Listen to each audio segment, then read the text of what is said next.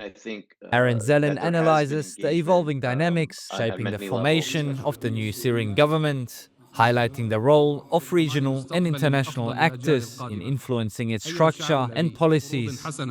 As competing interests converge, questions arise about the future stability of Syria and its broader geopolitical implications.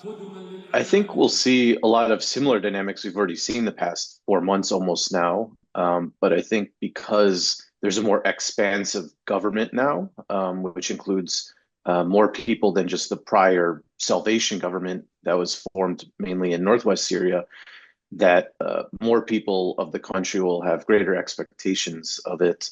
And now that there's also support from many international countries, it's likely that they'll have access to more resources to try and make things better locally in the same way that they were able to do previously in northwest Syria. Obviously, there's still a ton of challenges and limitations, especially due to the continued sanctions by the United States. But I think in many ways, this new government is sort of a better version of the Salvation government because it not only has sort of the key elements of what we saw previously, but includes people outside of that as well now.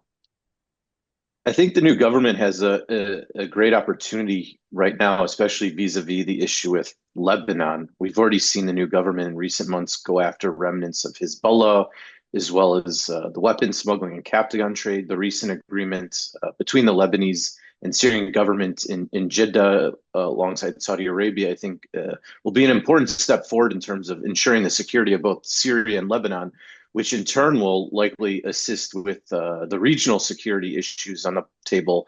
Obviously, there have been tensions since the fall of the regime between Israel's vision of what they think should happen in Syria and what, of course, local Syrians want. But the fact is that these type of arrangement vis-a-vis Lebanon, I think, is a benefit to Israel's security as well, considering the fact that Damascus is also interested in undermining Iran's position as well as Hezbollah's position. The new government has shown that, it's willing to engage with people in those communities and work with them at the local levels as well.